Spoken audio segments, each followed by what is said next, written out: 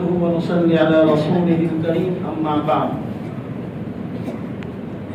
أعوذ بالله من الشيطان الرجيم بسم الله الرحمن الرحيم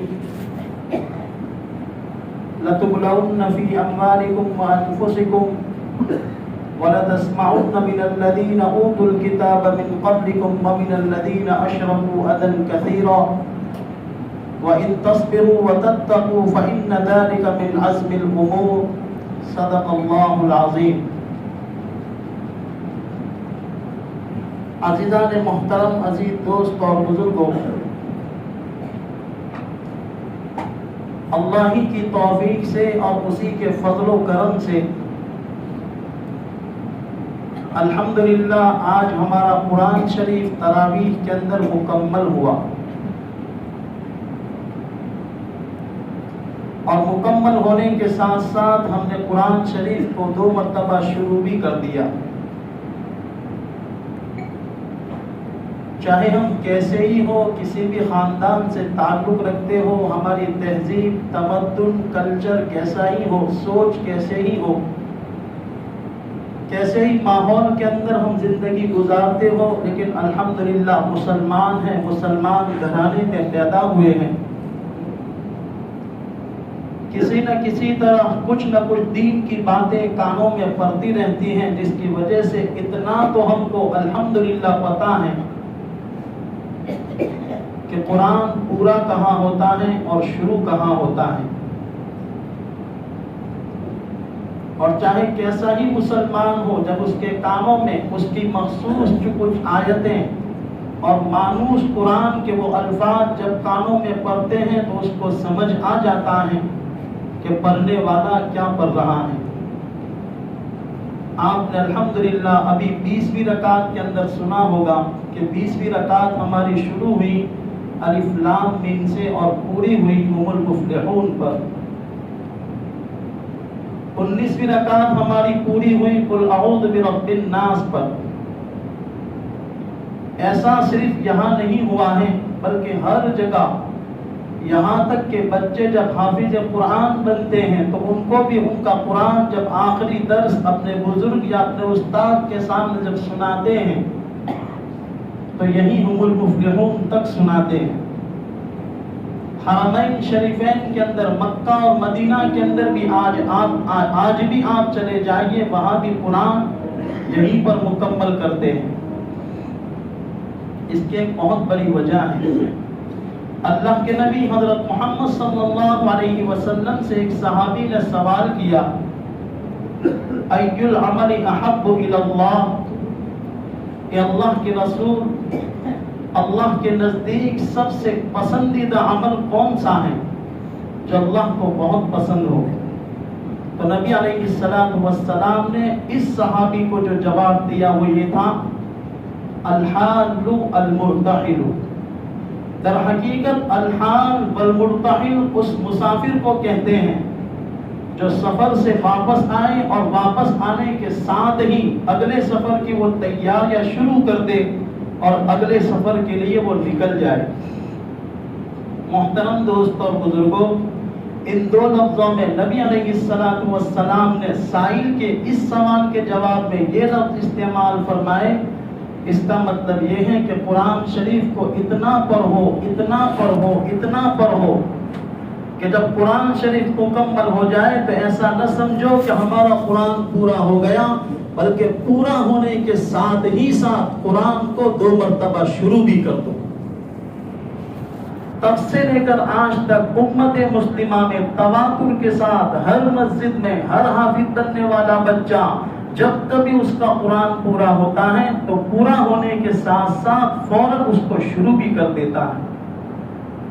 اور اس کا تعلق صرف حافظوں سے نہیں ہے، حفظ قرآن کے ساتھ نہیں ہے، اور تراویح کے ساتھ نہیں ہے، اور جلسوں میں جو بچے حافظ بنتے ہیں اسی کے ساتھ اس کا تعلق نہیں ہے. جس صحابی نے نبی علیہ السلام سے سوال کیا تھا وہ صحابی تراویح نہیں پڑھاتے تھے، اور شاید وہ صحابی رسول مکمل حافظ بھی نہ ہو. انہوں نے ایسے ہی قرآن کی تلاوت کرتے ہوں گے، ایسے ہی پوچھا، اللہ کے نبی نے کہہ دیا قرآن جیسے ہی پورا ہو جائے فوراً اس کو شروع بھی کر دو. اس لیے کہ قرآن اللہ کا کلام ہے، اور کلام متکلم کی صفت ہوتی ہے۔ صفت کا مطلب یہ ہے کہ ابھی میں جو آپ کے سامنے بول رہا ہوں، یہ میرا بول، میری زندگی اور میری ذات کی ایک صفت ہے۔ کلام اللہ اللہ کی صفت ہے، یعنی اللہ تعالیٰ نے اگلی جتنی بھی کتابیں نازل فرمائی وہ یا تو لکھ کر بھیجی ہیں، یا جبرائیل سے لکھوائی ہیں، یا ایسے ان نبیوں سے لکھوائی ہیں۔ کلام اللہ شریف اور اللہ کی یہ کتاب اللہ تعالیٰ نے پڑھی ہے، پڑھنے کے بعد لوح محفوظ میں اس کو سیو، اسٹور اور محفوظ کیا ہے۔ اس کے بعد لیلۃ القدر میں اس کو آسمانی دنیا پر اتارا ہے۔ پھر نبی علیہ السلام کے اوپر جیسے جیسے جس طرح ضرورت پڑتی گئی، تھوڑا تھوڑا اس قرآن کو اتارا گیا ہے۔ اسی لیے علماء فرماتے ہیں کہ ہمارا یہ عقیدہ ہے کہ جس طرح اللہ تعالیٰ کی ذات ختم نہیں ہو سکتی، اللہ کی صفات بھی ختم نہیں ہو سکتی، اور اللہ کی صفات میں قرآن شریف بھی ہیں، تو جس طرح اللہ کی ذات ختم نہیں ہو سکتی، اللہ کا کلام بھی ختم نہیں ہو سکتا۔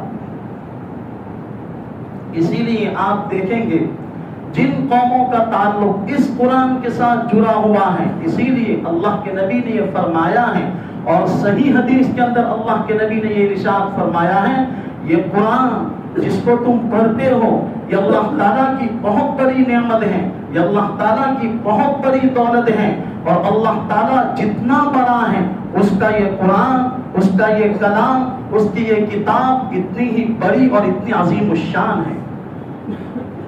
اور جس طرح اللہ تعالیٰ مستغنی ہے، بے نیاز ہے، اللہ کو کسی کی کوئی پرواہ نہیں، پوری دنیا کے انسان، پوری دنیا کے جنات، پوری دنیا کے تمام حیوانات، تمام نباتات اللہ کی نافرمانی پر اتر آئے، اللہ کی خدائی کے اندر رتی برابر کوئی فرق نہیں پڑے گا، خدا کی ربوبیت کے اندر کوئی فرق نہیں پڑے گا، وہ بے نیاز ہے۔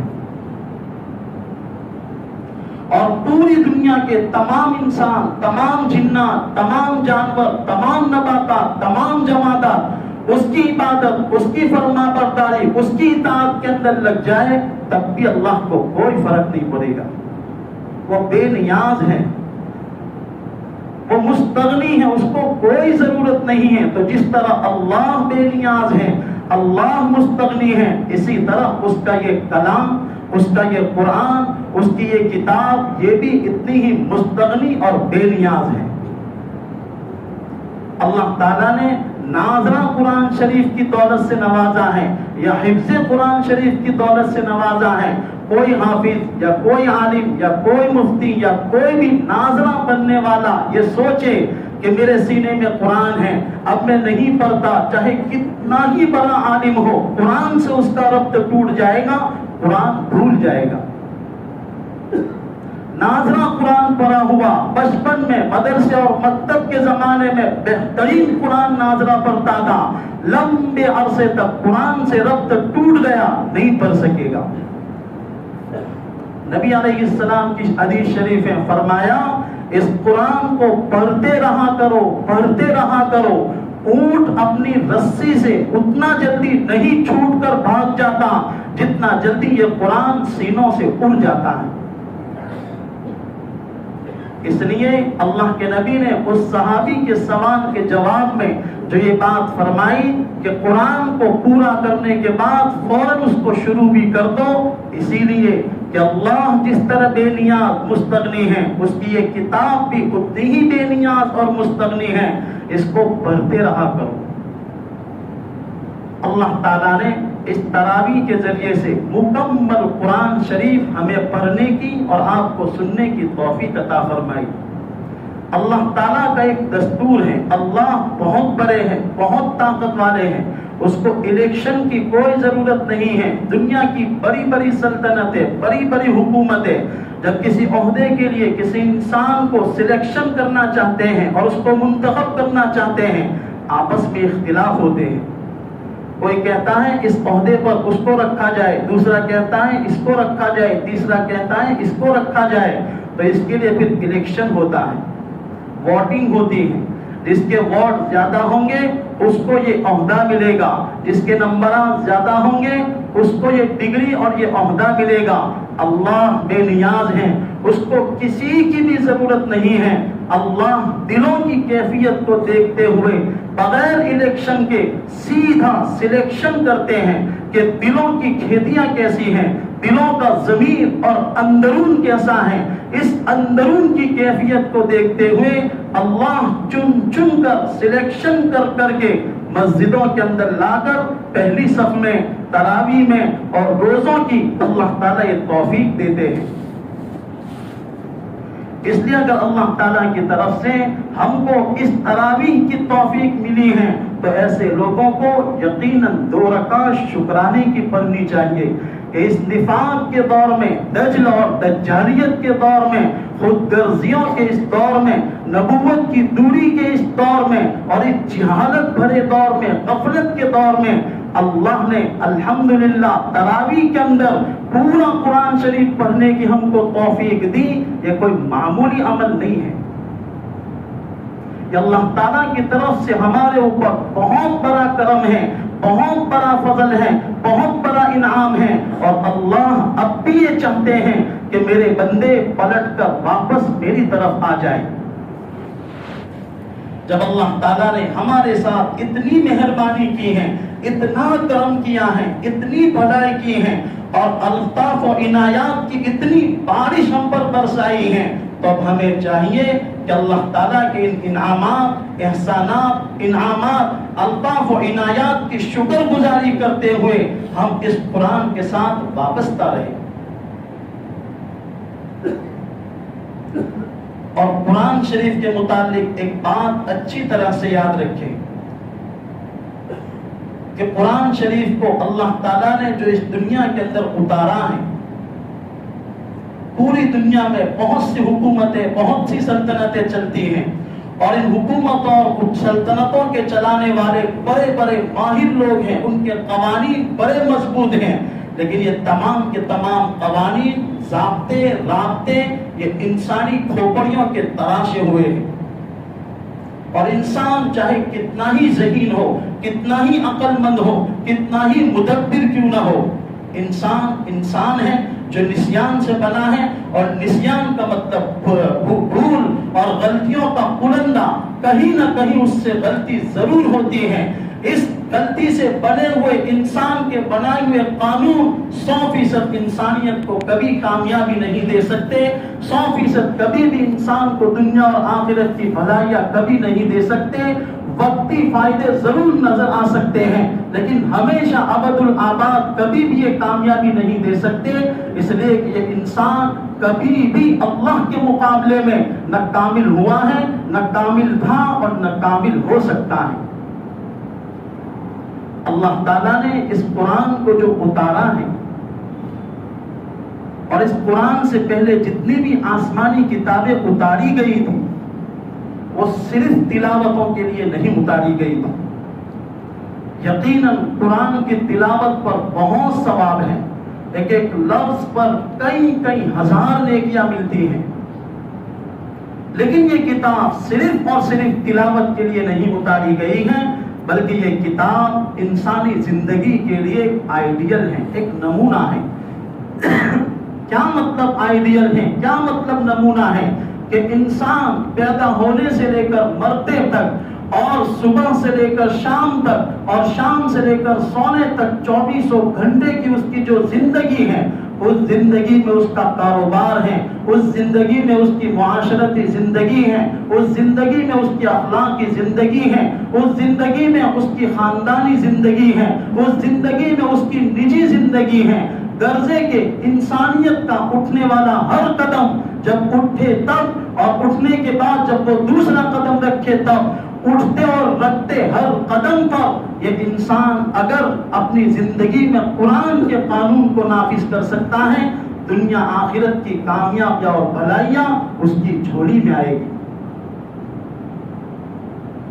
افسوس سر افسوس، یقیناً اس قرآن کی تلاوت پر بہت فضیلت ہے، بہت ثواب ہے، مگر ہم نے اس قرآن کو صرف تلاوت کی کتاب بنا دیا، مرنے والے پر پڑھنے کے لیے اس کتاب کو بنا دیا. نئے مکانوں، نئی دکانوں، نئی گاڑیوں پر افتتاح کے موقع پر اس قرآن کو پڑھنے اور تلاوت کا ذریعہ بنا دیا. ہم نے اپنی شادیوں سے قرآن کو نکال دیا، ہم نے اپنے کاروبار سے اس قرآن کو نکال دیا، ہم نے اپنے اخلاق سے قرآن کو نکال دیا. ایک شوہر اپنی بیوی کے ساتھ کس طرح رہے، ایک بیوی اپنے شوہر کے ساتھ کس طرح رہے، اولاد ماں باپ کے ساتھ کیسے رہے، ماں باپ اولاد کے ساتھ کیسے رہے، رشتہ دار رشتہ داروں کے ساتھ کیسے رہے، بھائی کا بہن پر کیا حق ہے، بہن کا بھائی پر کیا حق ہے، اس کا کاروبار کیسا ہو، اس کی پلاننگ کیسی ہو، اس کے مکانات کیسے ہو، اس کی تہذیب تمدن کلچر کیسا ہو، یہ سب قرآن کے مطابق ہونا چاہیے. مگر افسوس صد افسوس کہ ہم نے ان تمام شعبوں سے قرآن کو نکال دیا اور صرف تلاوت کے لیے اس قرآن کو ہم نے رکھا. یہ پورا قرآن شریف جو ہم نے سنا، اس سننے کا مطلب یہ ہے کہ اب ہم اس قرآن کو اپنی زندگیوں کے اندر بھی لائیں. اسی لیے نبی علیہ السلام کی ایک حدیث شریف ہے جس میں اللہ کے نبی نے ارشاد فرمایا، ان اللہ یرفع بہذا الکتاب ویضع بہ آخرین. یہی وہ کتاب ہے، یہی وہ قرآن ہے جس قرآن کے ذریعے سے بہت سی قوموں کو اللہ تعالیٰ ترقی دیتے ہیں، اور بہت سی قومیں ہیں جن قوموں کو اسی قرآن کی وجہ سے اللہ ذلیل و رسوا کر دیتے ہیں. یہ صحابہ کرام کون تھے؟ جن کو اونٹ چرانا نہیں آتا تھا، جن لوگوں کو جاہل کہا گیا، جن کے زمانے کو زمانہ جاہلیت کہا گیا. یہ کیسے جاہل تھے آپ کو پتا ہے؟ ایسے جاہل تھے مردار کھاتے تھے، خون پیتے تھے، ان مرے ہوئے جانوروں کا گوشت کھاتے تھے، اور کوئی کسی کی کوئی پرواہ نہیں کرتا تھا. جو طاقتور، جو مضبوط ہوتا تھا وہ کمزور پر ظلم کرتا تھا. عورتوں کو ہمارے کچن میں پڑے ہوئے کپڑے سے زیادہ حیثیت نہیں دیتا تھا. یہاں تک کہ جو غلام اور باندی اور نوکر قسم کے انسان ہوتے تھے، ان کو ایک کھمبے کے ساتھ باندھا جاتا تھا، اس کے دونوں ہاتھ باندھے جاتے تھے، دونوں پاؤں باندھے جاتے تھے. دور جا کر جو مضبوط عہدیدار اور چودھری قسم کے لوگ ہوتے تھے، وہ دور جا کر تیر منگواتے تھے، کمان منگواتے تھے، شراب منگواتے تھے، جام منگواتے تھے اور شرط لگاتے تھے، اس کھمبے کے ساتھ بندھا ہوا یہ غلام، اس غلام کی آنکھ کی کالی پتھری کے اندر اگر میرا تیر کا نشان لگ جائے، بتا تو مجھ کو شراب کے کتنے جام پلائے گا. یہاں یہ شرط لگتی تھی، شرط کے موافق یہاں سے یہ چودھری تیر جو چھوڑتا تھا، یہ تیر سیدھا اس کھمبے کے ساتھ بندھے ہوئے غلام کی کالی پتھری کے اندر لگتا تھا. وہ غلام طرف طرف کر جام دیتا تھا اور یہاں شراب کے جام چلتے تھے. لیکن اسی قوم کے اندر جب قرآن آیا تو اس قرآن کو جب انہوں نے سینے سے لگایا، یا ابو جہل یا ابو سفیان یا اخنس بن شریق اتنے کٹر اسلام کے دشمن سمجھے جاتے تھے، لیکن نبی علیہ السلام جب رات کی اندھیریوں میں کعبۃ اللہ میں قرآن شریف کی تلاوت نماز میں کرتے تھے، چھپ کے سننے کے لیے جاتے تھے. ایک مرتبہ یہ تینوں ایک جگہ پر اکٹھے ہو گئے، چھپ کے سننے کے لیے جا رہے تھے، شرمندہ ہو گئے. حالانکہ یہ قوم بڑے کٹر تھے اور یہ سردار قسم کے لوگ تھے. انہی سرداروں کی وجہ سے بہت سے لوگ اسلام میں داخل نہیں ہو رہے تھے. جب اکٹھے ہو گئے تو انہوں نے عہد کیا کہ اب کبھی بھی نہیں آئیں گے. لیکن پھر انہوں نے سوچا کہ عہد کیا ہے، وہ دو تو نہیں آئیں گے، میں اکیلا چلا جاؤں. تینوں نے اس طرح سوچا، پھر چلے گئے، پھر جمع ہو گئے. اس طرح کئی مرتبہ ہوا. کیا تھا؟ اس قرآن کی ایک کشش تھی. ایک مرتبہ اخنس بن شریق ابو جہل کے پاس، ابو سفیان کے پاس گیا اور کہا کہ محمد جو قرآن پڑھتا ہے، ہم نے کتنا پکا معاہدہ کیا، اس کے باوجود ہمارا دل کھینچا چلا جا رہا تھا. کیا وجہ ہے؟ کیا آپ قرآن سمجھتے ہو؟ ابو سفیان نے کہا بہت سی باتیں تو مجھ کو سمجھ میں آئی، لیکن بہت سی باتیں مجھ کو سمجھ میں نہیں آئی، واقعتاً محمد جو قرآن پڑھتا ہے وہ کسی انسان کا بنایا ہوا قرآن نہیں ہے۔ پھر یہی اخنس بن شریق ابو جہل کے پاس گیا، اس نے بھی یہی جواب دیا، تو اخنس بن شریق نے ابو جہل سے کہا تو پھر ہم کیوں اسلام کے اندر داخل نہ ہو جائے؟ تو ابو جہل نے کہا ہم عبد مناف کے اندر یہ مقابلہ چلا آ رہا ہے کہ قریش 100 لوگوں کی دعوت کرتے تھے تو ہم 200 کی کرتے تھے، قریش 10 غلاموں کو آزاد کرتے تھے تو ہم عبد مناف 20 غلاموں کو آزاد کرتے تھے۔ یہ ہمارا تقابل اور مقابلہ پہلے سے چلا آ رہا ہے۔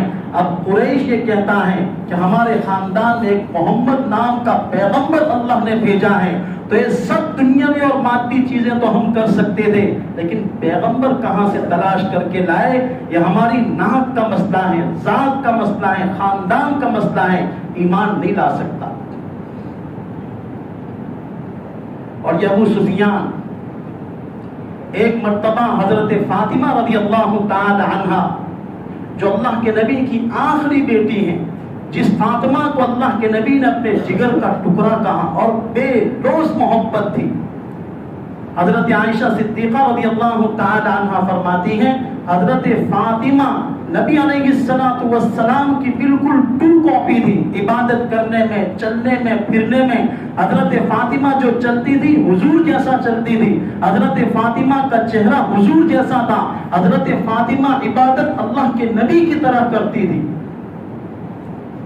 اور نبی علیہ السلام کو بھی حضرت فاطمہ سے بہت محبت تھی، یہ آخری لڑکی ہے۔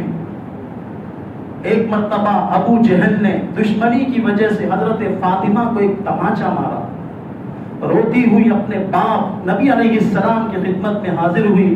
اللہ کے نبی نے حضرت فاطمہ سے کہا بیٹا جا تو اس کی شکایت ابو سفیان سے کر۔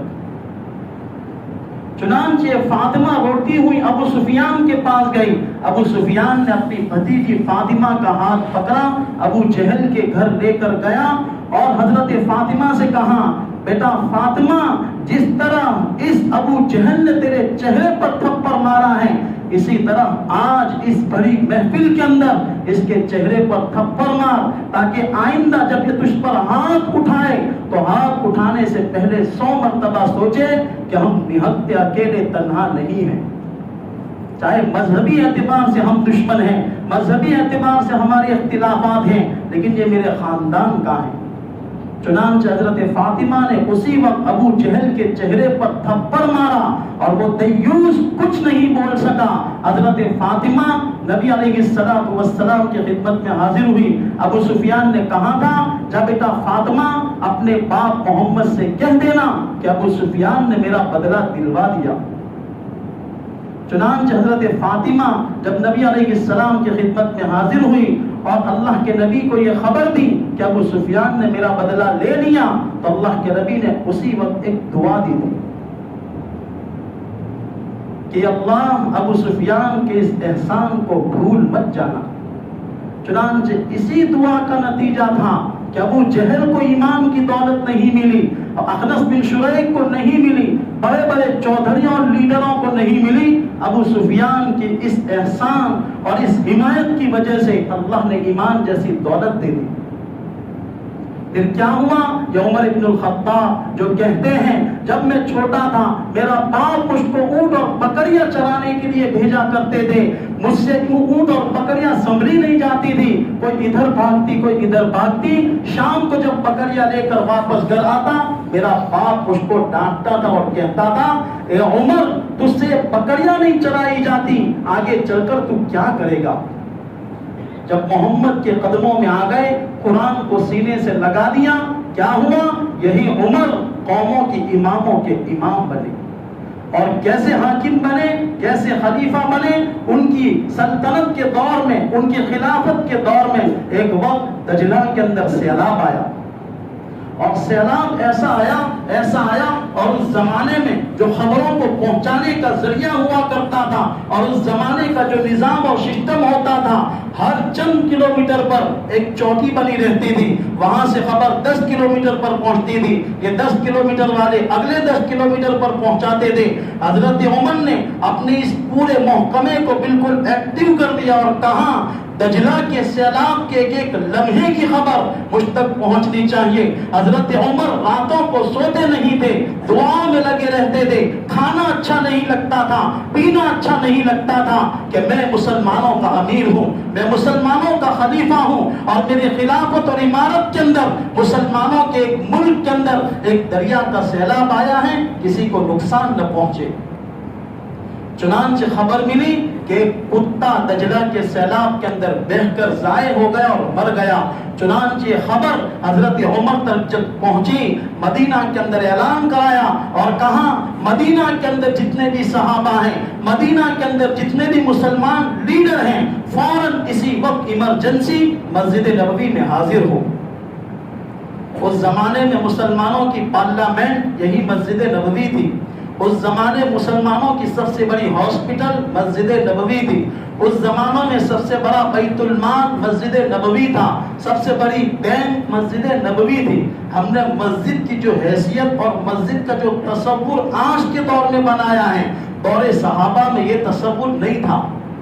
مسجد تو محلے کا ایک مرکز ہے جہاں انسانوں کو سکون ملتا ہے، جہاں بے سہاروں کو سہارا ملتا ہے۔ آپ دیکھیے اکثر جب میاں بیوی میں جھگڑا ہوتا ہے، اکثر مرد مسجد میں چین ملتا ہے۔ آپ غموں کے اندر نڈھال ہو، کوئی کاروباری ٹینشن ہے یا کوئی بھی ٹینشن ہے، مسجد میں وضو کر کے 2 رکعت پڑھ کے اطمینان سے بیٹھیے، سکون ملے گا۔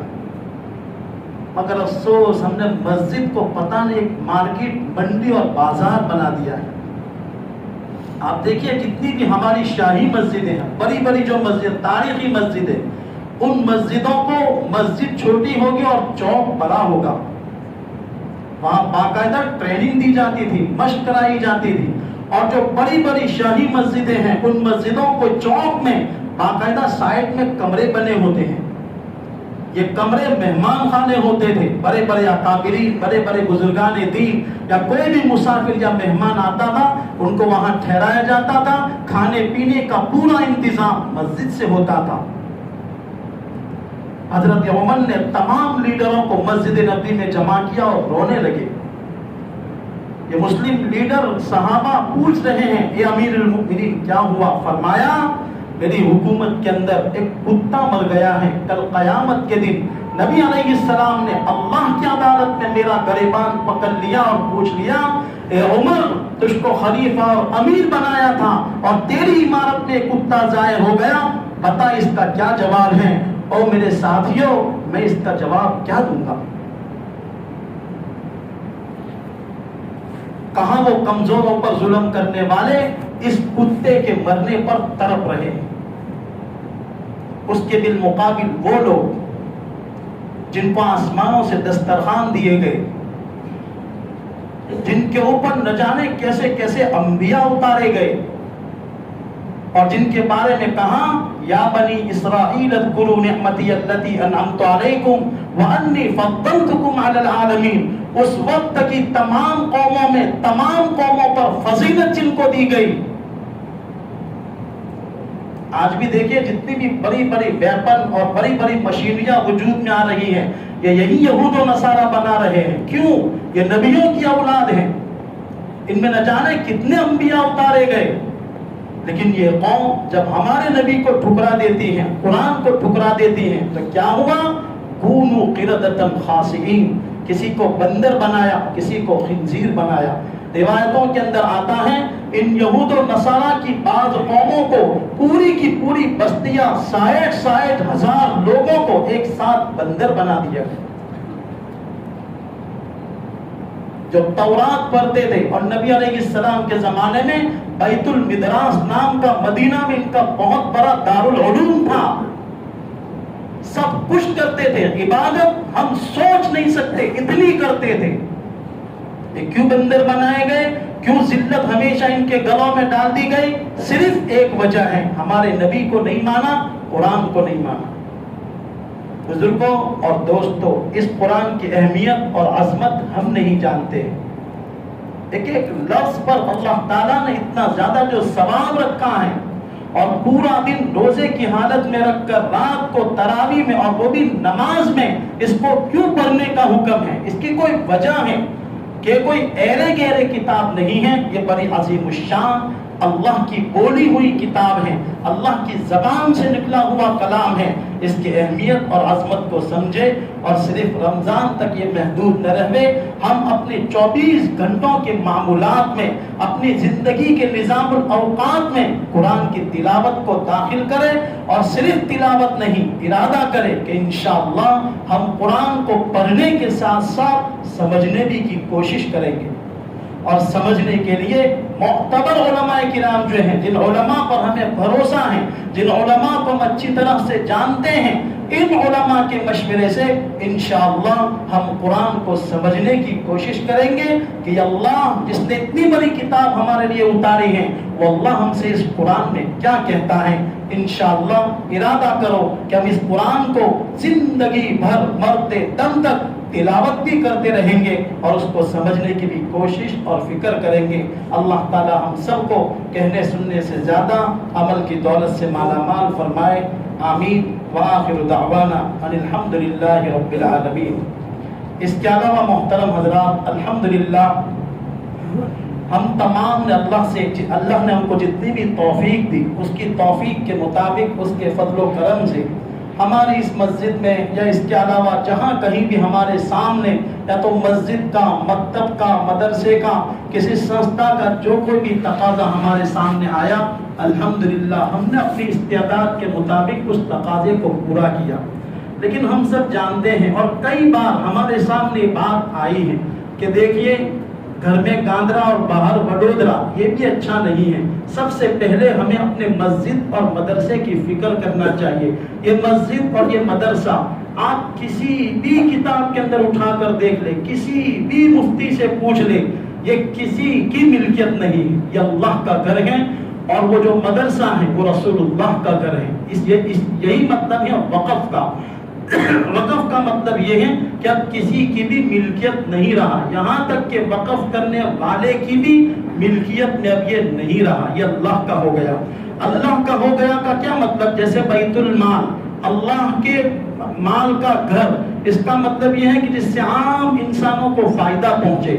तो ये मस्जिद और मदरसा अल्लाह का है, इसका मतलब ये है जिससे आम प्रजा फायदा उठाए। इसीलिए उलमा ने लिखा है मस्जिद को ताला लगाना जायज नहीं है, मस्जिद को ताला लगाना जायज नहीं है, इसीलिए कि किसी की मिल्कियत नहीं, अल्लाह का है।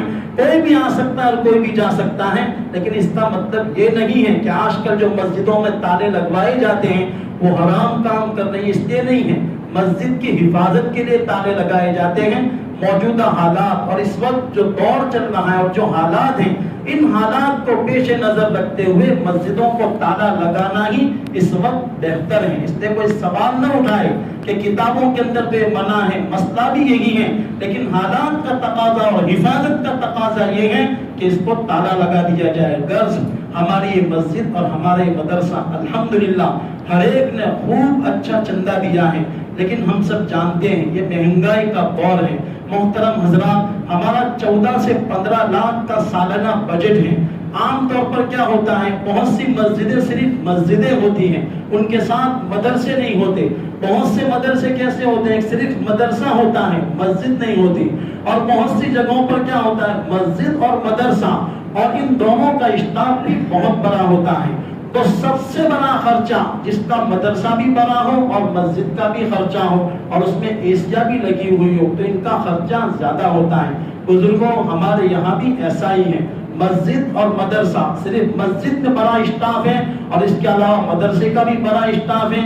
एशिया और लाइट का भी खर्चा बहुत ज्यादा है। इसलिए सभी हजरात से गुजारिश है, जिन लोगों ने दे दिया है वो भी और जिन्होंने नहीं दिया है वो भी, मैं तो अक्सर कहता हूं कि हर महीने 500 रुपये روزانہ کے 15 یا 17 روپے ہوتے ہیں، سالانہ 6,000 7,000 10,000 روپے اگر ہماری مسجد کے اطراف کے جتنے بھی رہنے والے قاری حضرات ہیں وہ سر ڈیٹ ماتھا ڈیٹ 6,000 7,000 روپے دے دے گے، انشاءاللہ آسانی کے ساتھ ہمارا نظام چل سکتا ہے۔ بزرگوں، اس وقت فتنوں کا دور ہے، ارتداد کا دور ہے، مسلمانوں کے ایمان کو چھیننے کی کیسی کیسی محنتیں اور کوششیں ہو رہی ہیں، آپ نہیں جانتے۔ بزرگوں، جتنی بھی تنظیمیں ہیں، اسلام دشمن جتنی بھی طاقتیں ہیں، حکومتی سطح پر ان کو پیسے دیے جاتے ہیں کہ کسی بھی طرح مسلمانوں کے ایمان کو چھینو۔ ہمارے بزرگوں نے بہت دور رسی کے ساتھ، دور کا سوچ کر ان مسجدوں اور مدرسوں کی بنیادیں رکھی ہیں۔ بچپن کے اندر ہماری علماء ان بچوں کے ذہنوں میں توحید، رسالت، مرنے کے بعد کی زندگی، فرشتوں، تقدیر کے بارے میں قرآن کی تلاوت، یہ ایسی چیزیں ان کے ذہنوں میں اتار دیتے ہیں، بہت مشکل ہے کہ وہ کسی بھی ماحول میں جائے مرتد ہو سکے۔ لیکن ضرورت ہے کہ ہمیں ان مسجدوں اور مدرسوں کو ترقی دینے کی ضرورت ہے۔ ان مسجدوں اور مدرسوں کو نئے سرے سے مرتب کرنے کی ضرورت ہے۔ اچھے سے اچھے اساتذہ، اچھے سے اچھے ائمہ، اچھے سے اچھے مؤذنین اور بہترین انداز سے مل جل کر ہمیں ایک نیا طریقہ منظم کرنے کی ضرورت ہے، جو طریقہ مسلک دیوبند سے ملا ہوا ہو، جنہوں نے ان مدرسوں اور مسجدوں کا جال بچھایا ہے اور جنہوں نے قیامت تک کا سوچ کر اس نظام اور سسٹم کو چلایا ہے۔ بزرگوں، یہ صرف علماء کی ذمہ داری نہیں ہے، یہ ٹرسٹوں اور متولیوں کی ذمہ داری نہیں ہے، ہر ایمان والے کی ذمہ داری ہے۔ ہر کلمہ طیبہ لا الہ الا اللہ محمد رسول اللہ صلی اللہ علیہ وسلم پر رائے کے دانے کے برابر بھی اگر کسی کو ایمان اور یقین کا درجہ حاصل ہے، ان سب کی یہ ذمہ داری ہے۔ اللہ نہ کرے مسجدوں اور مدرسوں اور علماء کے ساتھ ہمارا یہی رویہ رہا، اللہ حفاظت فرمائے۔ باہر کی جو فضا ہے، باہر کا جو ماحول ہے، ارتداد کی جو لہریں ہیں، وہ بہت خطرناک ہیں۔ اس لیے ضرورت ہے کہ ابھی سے ہم بیدار ہو جائیں، سنبھل جائیں۔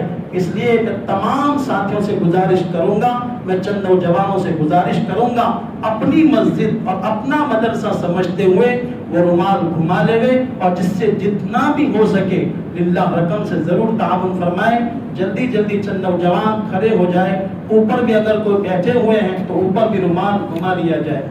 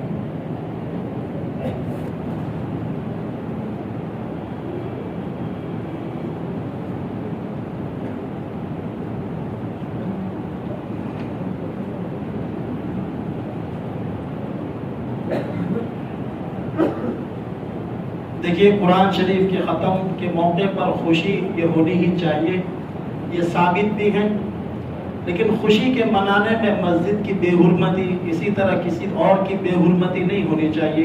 الحمدللہ ہمارے چند نوجوانوں نے قرآن کے ختم کے موقع کی خوشی کو غنیمت سمجھتے ہوئے کچھ پینے کا انتظام کیا ہے۔ ان کی طرف سے درخواست ہے کہ وطر کے بعد صفوہی کے اندر بیٹھے رہے، جس طرح گزشتہ سال ہوا تھا۔ امن کے ساتھ، اطمینان کے ساتھ ہر ایک ساتھی سے گزارش ہے، بڑی مخلصانہ انہوں نے خدمت کی ہے، اخلاص کے ساتھ اور بڑی محبت کے ساتھ انہوں نے انتظام کیا ہے، تو سبھی حضرات ان کی بنائی ہوئی لسی کو پی کر جائے، دودھ کو پی کر جائے اور مسجد کی بے حرمتی نہ ہونے پائے، مسجد کا ادب اور احترام ملحوظ رہے، اس کا بھی ضرور خیال رکھیں۔ آئیے دعا کر لیتے ہیں، درود شریف پڑھیں۔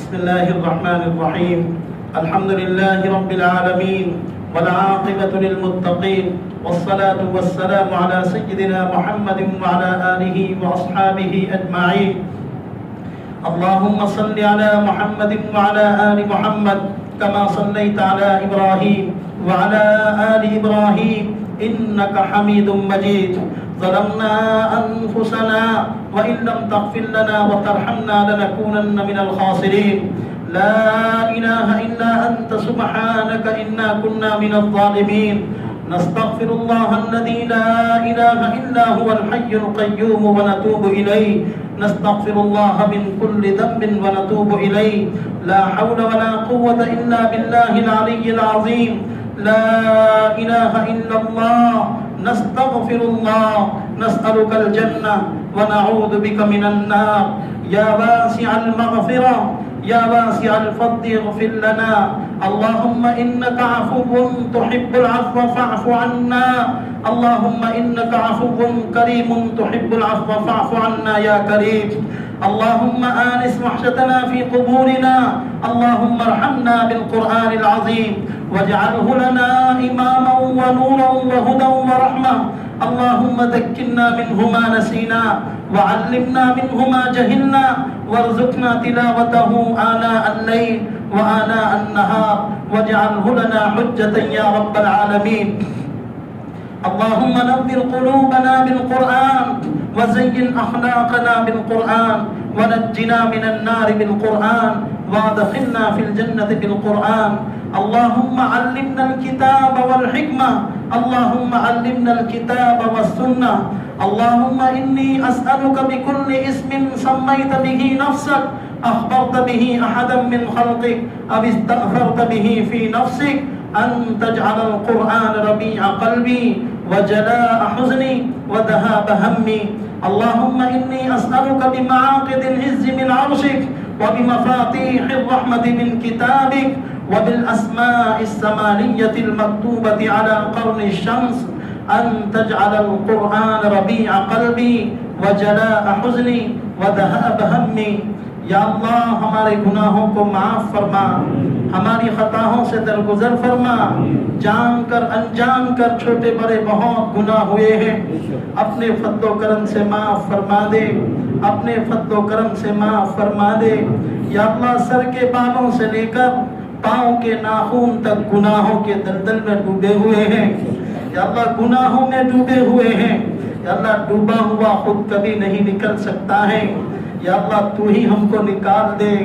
یا اللہ تو ہی ہم کو نکال دے یا اللہ ہم بہت بڑے پاپی ہیں بہت بڑے مجرم ہیں یا اللہ بہت بڑے گنہگار ہیں یا اللہ تیری بہت نافرمانیاں کی ہیں یا اللہ تیرے حکموں کو توڑا ہے یا اللہ تیرے نبی کے طریقوں کو چھوڑا ہے یا اللہ ہم کو معاف فرما دے یا اللہ ہم کو معاف فرما دے ہم کو معاف فرما دے یا اللہ امت پر رحم فرما دے امت پر کرم فرما دے امت کے ساتھ عافیت کا معاملہ فرما دے یا اللہ یہ ہمارے گناہوں کی نحوست ہے دن دہاڑے مسلمانوں کو گولیاں مار کر چھلنی کر کے یا اللہ اس کو شہید کر دیا جاتا ہے یا اللہ دنیا میں کوئی مسلمانوں کے متعلق بولنے والا نہیں ہے یا اللہ تیرے محبوب نبی کی امت مظلوم ماری ماری پھر رہی ہے یا اللہ اس کے سر پر کوئی ہاتھ رکھنے والا نہیں ہے یا اللہ مسلم حکمران اپنی عیاشیوں میں پڑے ہوئے ہیں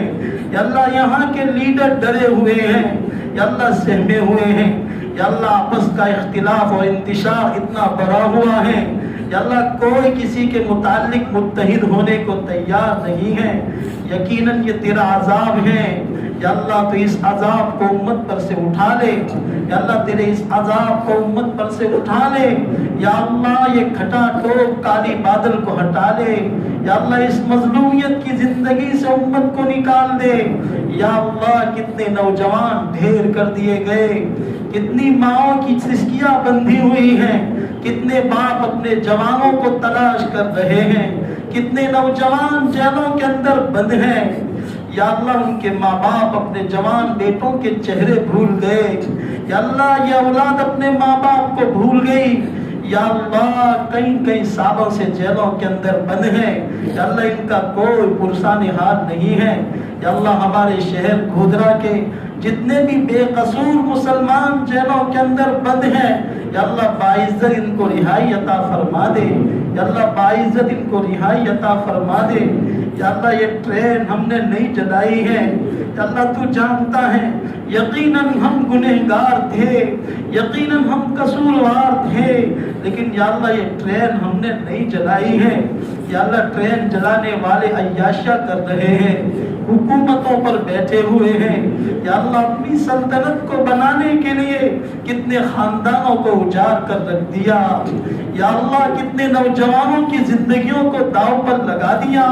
या अल्लाह 22-22, 25-25 सालों से हमारे नौजवान जेलों के अंदर हैं। या अल्लाह आए दिन मुद्दतों पर मुद्दतें बढ़ती जा रही हैं। या अल्लाह इनके बच्चे इंतजार करते हैं हमारे बाप कब आएंगे, इनकी औरतें इंतजार करती हैं, इनकी बहनों की नजरें आसमानों पर लगी हुई है, इनके बुरे माँ बाप या अल्लाह किसी के सामने आंख उठाकर देख नहीं सकते। या अल्लाह दिल का भरास नहीं निकाल सकते। या अल्लाह रमजान का मुबारक महीना है, या अल्लाह इन बेचारों के बच्चे जब अपने दोस्तों को देखते हैं कि हमारे दोस्त उनके बाप के साथ इफ्तारी का सामान खरीदने के लिए मंडियों और बाजारों में जाते हैं, या अल्लाह ये बच्चे जब अपनी माँ के पास आकर कहते हैं अम्मी मेरा दोस्त उसके अब्बा के साथ इफ्तारी का सामान खरीदने के लिए गया था, मेरा बाप कहाँ है। या अल्लाह इस माँ के कानों में इस मासूम बच्चे की जब ये आवाज़ पड़ती है, माँ की आंखें डिबडिबा जाती हैं, अपनी आंचल से अपनी आंखों को पूछती हैं, बेटे को समझाती हैं, लेकिन बच्चा कैसे समझ सकता है। या अल्लाह वो माँ मजबूरन कह देती है, सही लफ्ज भी नहीं निकल पाता, उसकी आंख निकल आती है, या अल्लाह उसकी सिसकियां बंध जाती हैं। या अल्लाह इस मजलूम बेवा औरत का वास्ता, या अल्लाह उसकी आंसुओं का वास्ता, या अल्लाह मजलूमों पर रहम फरमा दे। या अल्लाह हम तेरी हिकमत पर यकीन रखते हैं, या अल्लाह तेरी मसलहतों पर हमारा ईमान है, लेकिन या अल्लाह हम आजमाए जाने के लायक नहीं हैं, हम नापे तोले जाने के लायक नहीं हैं। या अल्लाह हम कमजोर हैं, या अल्लाह हम कदम कदम पर फिसल जाते हैं। या अल्लाह तेरे नबी तो दुआ मांगते थे अल्लाहुम्मा बाक़ियतन कबाक़ियतिल वलीद, कि जिस तरह माँ अपने बच्चे की हिफाजत करती है, या अल्लाह तू भी हमारी इसी तरह हिफाजत फरमा। या अल्लाह बच्चा कहीं कुएं में न गिर जाए, माँ उसकी देखभाल करती है। या अल्लाह माँ ये हिफाजत करती है कि बच्चा सीढ़ियों पर से न गिर जाए, छत पर से न गिर जाए, रास्ते में कहीं एक्सीडेंट न हो जाए। या अल्लाह कदम कदम पर माँ बच्चे की हिफाजत करती है। या अल्लाह हम तुझसे भीख मांगते हैं, या अल्लाह कदम कदम पर हमारी हिफाजत फरमा। या अल्लाह हम गुनाहों के दलदल में न फंस जाए, या अल्लाह बदनजरी के दलदल में न गिर जाए, या अल्लाह बदकारी के छत से न गिर जाए। या अल्लाह तू माओ से ज्यादा प्यार करता है, या अल्लाह तू हमें बचा ले, या अल्लाह तू हमको गुनाहों से बचा ले। या अल्लाह तू अपनी विलायत का नूर दे दे, या अल्लाह अपनी मारिफत दे दे। या अल्लाह हमारे सीनों को कामिल ईमान से भर दे, कामिल यकीन से भर दे, कामिल तवक्कुल से भर दे। या अल्लाह हम अपने बलबूते पर कि तेरा बंदा नहीं बन सकते, हम अपने बलबूते पर तेरा वली नहीं बन सकते। या अल्लाह तू ही हमको अपना वली बना दे, या अल्लाह तू ही हमको अपना वली बना दे। या अल्लाह फुज़ैल बिन अयाज़ चोरी करने के लिए निकले थे, डकैती के लिए निकले थे, या अल्लाह तूने विलायत देकर उनको लौटाया। या अल्लाह मालिक बिन दीनार जो 24 घंटों शराबों में मस्त रहते थे, तूने انہیں ولیوں کا امام بنا دیا. یا اللہ ہم تجھ سے بھیک مانگتے ہیں. یا اللہ ہم کامل نہیں ہیں. یا اللہ ہم مکمل نہیں ہیں. یا اللہ ہم تو گنہگار ہیں. یا اللہ ہم تو پاپی ہیں. یا اللہ ہم تو مجرم ہیں. یا اللہ تیرے چاہے بغیر ہم سے کچھ نہیں ہو سکتا. یا اللہ تو ہم کو ولی بنا دے. یا اللہ تو ہم کو ولی بنا دے. یا اللہ تو ہم کو ولی بنا دے. یا اللہ یہ ختم قرآن کا موقع ہے.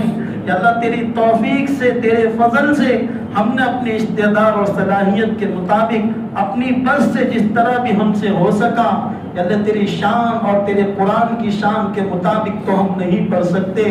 یا اللہ ہم اقرار کرتے ہیں بہت سی غلطیاں ہوگی, بہت سی بھولیں ہوں گی. یا اللہ تیری شان کے مطابق ہم نہیں پڑھ سکتے. جیسا بھی ٹوٹا پھوٹا ہم نے پڑھ کر سنایا ہے. یا اللہ تو ان حافظوں کے حال کو جانتا تھا. یا اللہ افطاری کے وقت جب مؤذن اذان دیتا تھا یہ تراویح پڑھانے والے تیرے قرآن کے پڑھنے کی فکر میں یا اللہ پورا کھانا بھی نہیں کھاتے تھے. یا اللہ رات کو سونے کے لیے بستر پر جاتے تھے.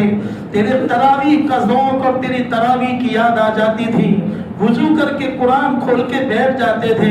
یا اللہ وہ دھن دھن کے پڑھنا, وہ فکروں کے ساتھ یاد کرنا. پھر بھی ہم کہتے ہیں کہ ہماری بہت سی غلطیاں ہوگی, لیکن یا اللہ یہ چھوٹے چھوٹے معصوم حافظوں نے تیرا قرآن تراویح کے اندر پڑھا ہے. اس کے واسطے سے ہم تجھ سے مانگتے ہیں یا اللہ ہم کو ولی بنا دے. یا اللہ ہم کو ولی بنا دے, تیری معرفت دے دے. یا اللہ گنہگارانہ زندگی گزارتے گزارتے بڑھاپے کی سرحد میں قدم رکھ دیا ہے. یا اللہ اس زندگی سے ہم عاجز آ چکے ہیں.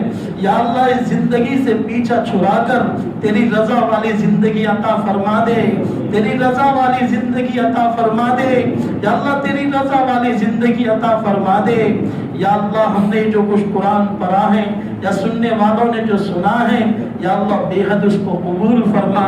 یا اللہ اس قرآن کا نور ہمارے سینوں میں زندہ فرما. یا اللہ قرآن سے غفلت سے ہماری حفاظت فرما. یا اللہ قرآن کی غفلت سے ہماری حفاظت فرما. قرآن کی بے ادبی سے حفاظت فرما. قرآن کی بے ادبی سے حفاظت فرما. یا اللہ قرآن کی بے حرمتی سے ہماری حفاظت فرما. یا اللہ ہمیں کوٹ 24 گھنٹوں قرآن شریف کی تلاوت کا عادی بنا. تلاوت کا ذوق عطا فرما. تلاوت کی حلاوت عطا فرما.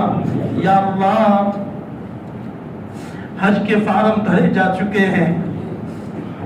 پوری دنیا سے اب لبیک اللہم لبیک کی صدائیں بلند ہوگی. یا اللہ غریب لوگ سوچتے ہیں تیرے نبی کا وہ شہر جہاں تیرا نبی پیدا ہوا, تیرے نبی کا وہ شہر جہاں تیرے لاڈلے نبی کی قبر ہے. یا اللہ ایماندار لوگ تو ٹور کے ذریعے سے, حج کمیٹی کے ذریعے سے, کسی بھی ذریعے سے یا اللہ حج کے لیے جا رہے ہیں. غریب لوگ سوچتے ہیں کہ ہمارے لیے کیا ہوگا. یا اللہ تم مکہ مدینہ اور حج کے لیے پیسوں کا محتاج نہیں ہے. یا اللہ ہم سب کو وہاں کی حاضری نصیب فرما. بار بار حج اور عمرہ نصیب فرما. یا اللہ پوری دنیا سے ان قریب لبیک اللہم لبیک کی آوازیں بلند ہوگی. یا اللہ غریب لوگ آرزی اور تمنا لیے بیٹھے ہیں ہمارا بلاوا کب آئے گا. یا اللہ ہم سب کو حج نصیب فرما, حج مقبول نصیب فرما, حج مبرور نصیب فرما. یا اللہ ہم کو حج کے لیے لے جا. یا اللہ ہمارے حج کا انتظام فرما دے. یا اللہ ہم سب کو حج کے لیے منتخب فرما لے. یا اللہ تیرے نبی کے گھر کی حاضری ہمیں نصیب فرما دے. یا اللہ وہاں کی نمازیں ہم کو عطا فرما دے. وہاں کے ائمہ کی نمازیں ہم کو عطا فرما دے. حرمین کے اماموں کی قرآن کی تلاوت سننا ہمیں نصیب فرما دے. یا اللہ ہم بھی تو وہاں کی بہاریں دیکھیں جہاں تیرے نبی چلا کرتے تھے, جہاں تیرے نبی بیٹھا کرتے تھے, جہاں تیرے نبی سویا کرتے تھے. یا اللہ ہمارے دلوں میں تیرے نبی کی محبت ہے, جس محبت کے طفیل ہم تجھ سے بھیک مانگتے ہیں. یقیناً ہم اس لائق تو نہیں ہیں کہ تیرے دربار میں حاضری دے سکے, تیرے گھر میں آ سکے, یا اللہ تیرا مہمان بن سکے, لیکن یا اللہ تیرے نبی کی محبت ہمارے دلوں میں ہے. یا اللہ آج بھی کیسا ہی نوجوان گیا گزرا کیوں نہ ہو, تیرے نبی کی شان کے خلاف کوئی بات سن لیتا ہے یا اللہ بھڑک جاتا ہے یا اللہ مرنے اور مانگنے پر اتر آتا ہے یا اللہ اس محبت کا واسطہ دے کر تجھ سے بھیک مانگتے ہیں یا اللہ ہمیں حج نصیب فرما دے یا اللہ ہمیں حج نصیب فرما دے یا اللہ ہمیں حج نصیب فرما دے یا اللہ غریبوں کی امنگیں اور تمنائیں دل ہی دل کے اندر رہ جاتی ہیں وہ بیچارے یہ سوچتے ہیں حاجی لوگ جب اسٹیشن پر جاتے ہیں بڑی تمنا و امنگوں کے ساتھ حسرت بڑی نگاہوں سے ان کو رخصت کرتے ہیں حسرت بڑی نگاہوں سے ان کو الوداع کہتے ہیں دل ان کا اندر سے ٹوٹا ہوا ہوتا ہے وہ یہ سوچتے ہیں یا اللہ یہ لوگ حج کے لیے جا رہے ہیں یہ عمرہ کے لیے جا رہے ہیں یا اللہ ہمارے پاس اتنے پیسے نہیں ہیں کہ ہم تیرے محبوب کے دیار کو دیکھ سکے یا اللہ تو پیسوں کا محتاج نہیں ہے آسمانوں سے ہماری حج اور عمرے کا انتظام فرما دے یا اللہ ہمیں بار بار وہاں حاضری نصیب فرما دے یا اللہ یہ اتنا بڑا مجمع یہ ختم قرآن کے موقع پر یہاں جمع ہوا ہے یا اللہ یہ تجھ سے بھیک مانگنے کے لیے آئے ہیں نہ جانے کیا کیا آرزویں لے کر آئے ہوئے ہوں گے نہ جانے کون کون سی پریشانیوں کے اندر مبتلا ہوں گے کوئی بیچارہ روزگار کے لیے پریشان ہوگا کوئی بیوی سے پریشان ہوگا کوئی بچوں سے پریشان ہوگا نہ جانے کون کون سی پریشانیوں کو اپنے دل کے اندر دبا کر یہاں بیٹھے ہوں گے یا اللہ تو دلوں کے بھیدوں کو جاننے والا ہے یا اللہ یہ ہمارے نوجوان یہ سگلا پر اور یہ کوٹھی اسٹیل میں یہ چلچلاتی دھوپ میں گدھوں کی طرح مارے مارے پھرتے ہیں کبھی یہاں جاتے ہیں کبھی وہاں جاتے ہیں یا اللہ ہمارے نوجوانوں کو حلال طیب پاکیزہ اور عافیت والی خوب روزیاں عطا فرما خوب روزیاں عطا فرما برکت والی روزیاں عطا فرما چین والی روزیاں عطا فرما سکون والی روزیاں عطا فرما یا اللہ یہ مہنگائی کا دور ہے یا اللہ کس قدر مہنگائی ہے یا اللہ ڈاکٹر اب پیشہ ور بن چکے ہیں یا اللہ ڈاکٹروں کی فیس کتنی زیادہ ہے میڈیسن کتنی مہنگی آتی ہے بہت سے نوجوان ایسے ہوں گے جن کے ماں باپ بیمار ہوں گے ان کے پاس پیسے بھی نہیں ہوں گے یا اللہ وہ کسی بھی طرح ماں باپ کی محبت میں اپنے ماں باپ کا علاج کرا رہے ہوں گے یا اللہ جتنے بھی لوگ بیمار ہیں ہر ایک کو شفائے کاملہ دائمہ مستمر عطا فرما یا اللہ آج شب قدر ہونے کا امکان ہونے کی وجہ سے اور ختم قرآن کی وجہ سے بہت سے لوگوں نے دعاؤں کی درخواست کی تھی نام لے لے کر دعاؤں کا کہاں تھا خاص کر کے ہمارے رضوان بھائی مشتاق بھائی اور ہمارے جو دوست مقبول ہیں ان کا صاحبزادہ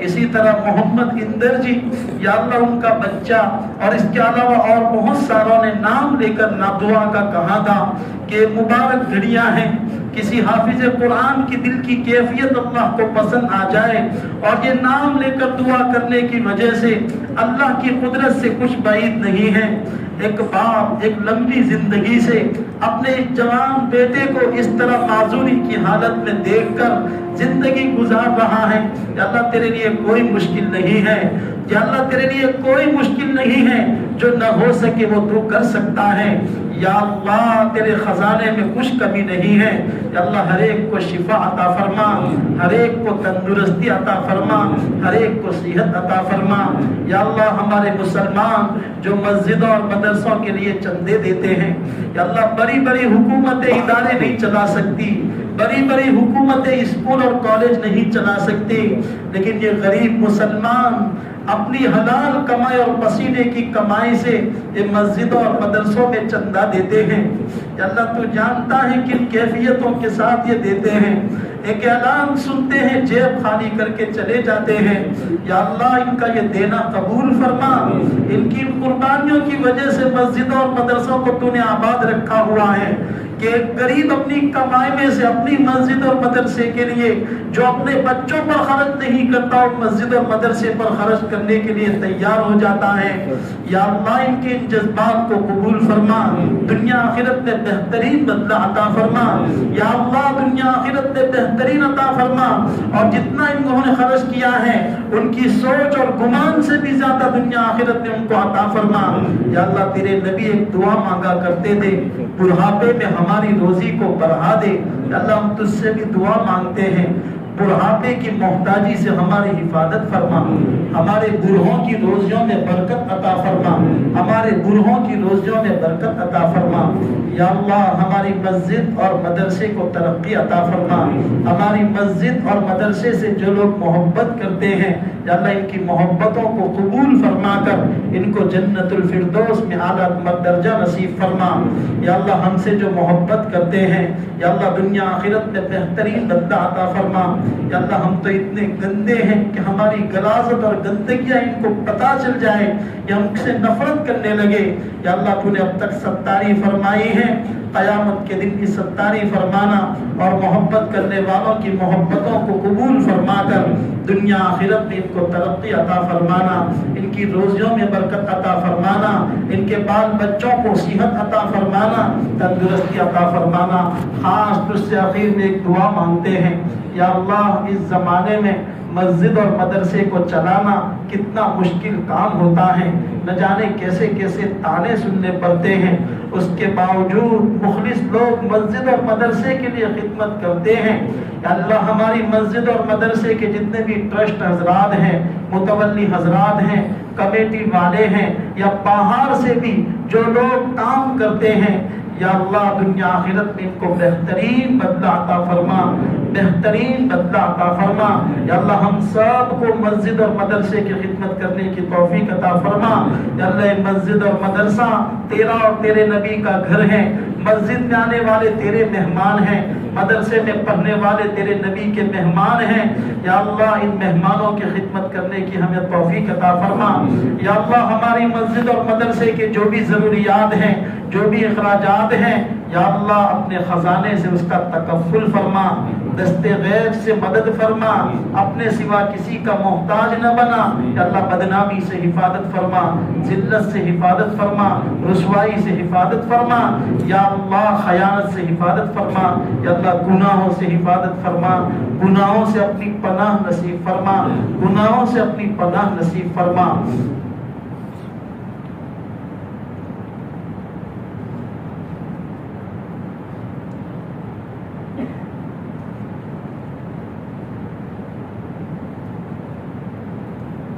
یا اللہ حاضرین کی مغفرت فرما، حاضرین میں بیٹھے ہوئے ایک ایک کا نام لے کر ہماری طرف سے، ہمارے ماں باپ کی طرف سے، ہمارے بال بچوں کی طرف سے، ہمارے بھائی بہنوں کی طرف سے، ہم سب کا ایک ایک کا نام لے کر حضرت محمد صلی اللہ علیہ وسلم کی شان میں درود و سلام کا نذرانہ پیش فرما۔ اللہم صلی علی سیدنا محمد وعلى آل سيدنا محمد وبارك وسلم۔ سبحان ربك رب العزة عما يصفون وسلام على المرسلين والحمد لله رب العالمين۔